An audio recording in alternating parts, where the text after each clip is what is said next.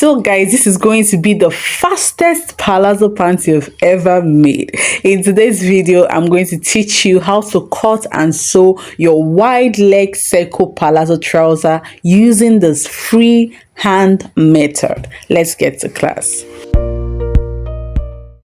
So the first thing I'm going to do is to open up my fabric. I used about 3.5 yards for this trouser. Okay, so I opened up my fabric and I'm cutting on the ground so you can see what I'm doing and to be easy to handle the fabric.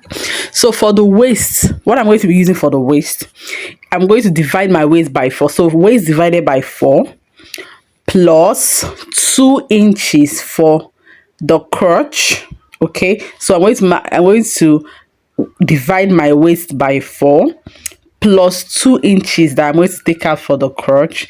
Then I'll add another 1 inch for sewing allowance. Okay, and then after adding all of that, I will now add what I want to fold. You know, it has a pleating by the side. Okay, so I added another 10 inches for the pleating by the side. I hope that makes sense. And then I placed it diagonally on that triangular shape and marked. I hope you saw that. So if you didn't see that, you just go back and you see what I'm saying.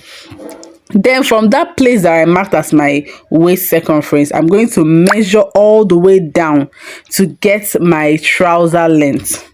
Okay, so if you measure and your trouser length passes that place, then you have to take your tape up. That means you have to use a smaller waist circumference. You understand?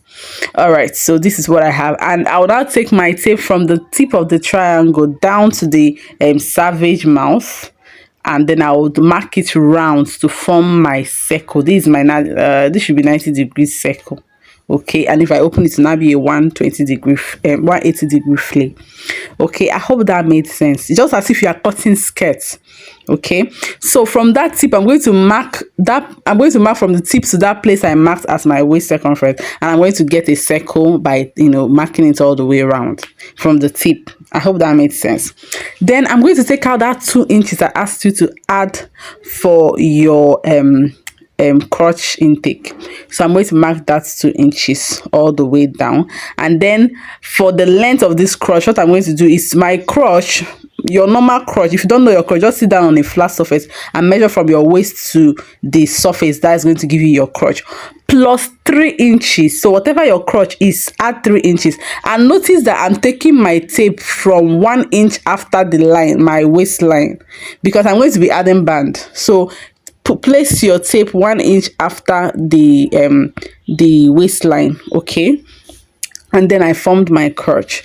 Now for the waist, I marked the actual waist, that is the waist divided by 4, and then this excess you are seeing now is where I'm going to be pleating for that my box pleat that is by the kissing pleat, sorry, that is by the side. I hope you get that.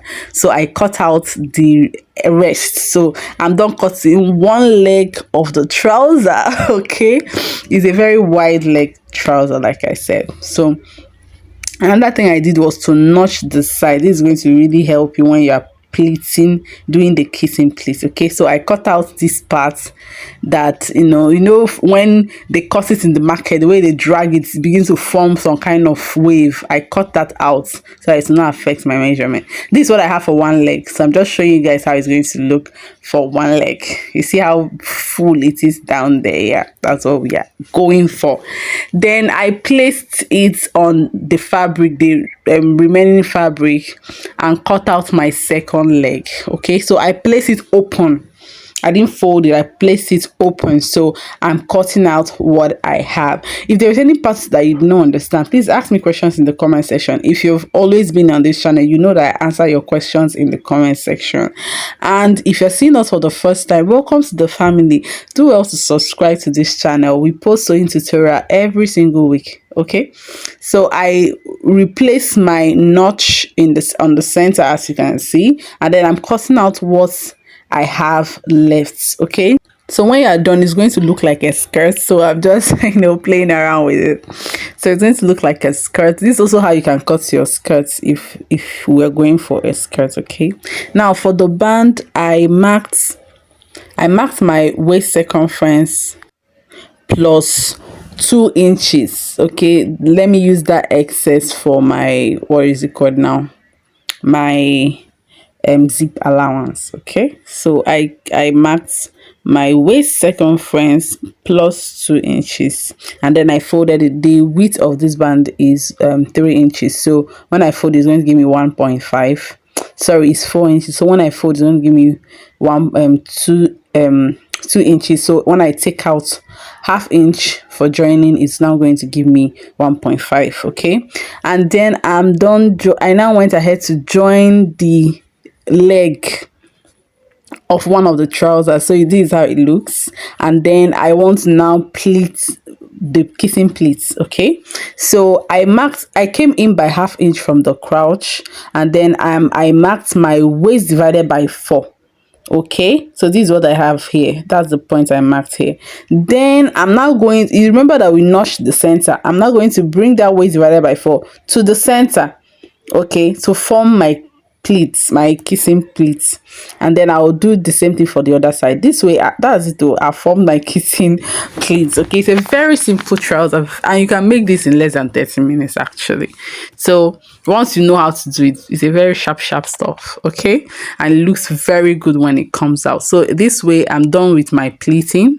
Okay, I'm now going to secure with my pins. See, your pin is your friend, especially for beginners and even for OGs. Some of us, we're too proud to use pins. Okay, but then it just gives you that sturdiness so that you will not make any mistake when you are joining. Okay, now I'm now going to go ahead and join the crotch. We're going to join the crotch right side facing each other. Okay, I'm still using my pins. I'm using my pins to secure the 2 pieces, so that once I go to my sewing machine, I'll just sew all the way. Now pay attention to this, because the zip is going to be at the back.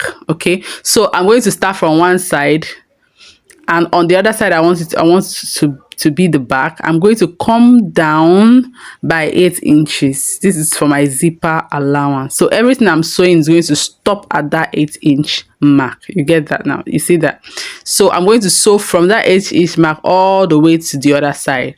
Now I'm done sewing, and we're almost done now. The next thing is just to attach our band. All you just need to do is to fold your band and attach it using 1/2-inch sewing allowance all the way round. Now when you are doing this, you're now going to continue measuring to make sure, because sometimes these fabrics are stretchy.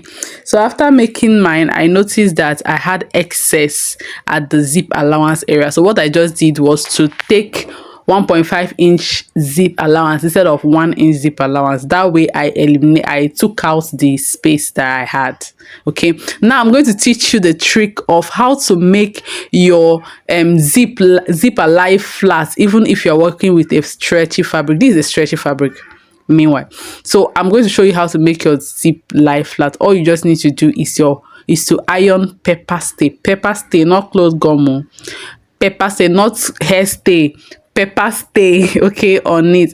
And then the way you will place it, the grain as in the grain should be horizontal. You will see what I mean when I'm taking this out. The way you can tear it to be horizontal, that's how you should place it. The smaller strip I placed was vertical. I don't know how to explain so you understand, but when I'm tearing it out, just look very well. You understand what I'm saying, in case you don't understand what I'm saying here. So this one I place it vertical just so that I would teach you people what the difference between the horizontal placement and vertical placement. I place it, the grains are coming towards the vertical lines. I just hope you understand. If you understand, just tell me in the comment section so I'll know that okay, you understand what I'm saying. Okay, so I'm going to go ahead and attach my zipper now. I'm done attaching my zipper. Are you seeing how it is?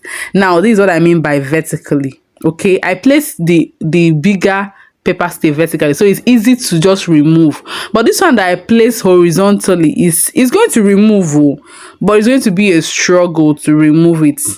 So this is the vertical part. Now this is the horizontal part. Are you seeing the way I'm removing it? It's a struggle to remove it. But if I place everything vertically, to just go all the way straight. Okay. So this is it. I'm done. I've attached my. Are you seeing the way it's lying flat? It doesn't have that wavy bubble that stretchy fabric used to have when you make it. So that is the end of this video. If you enjoyed it, please give this video a thumbs up and share with the other fashion designers. Let them make this simple but beautiful palazzo pants trouser, and tell me the tutorial you want me to make next. I think I want to make a lot of trouser tutorials, so tell me the next style you want me to make. Bye.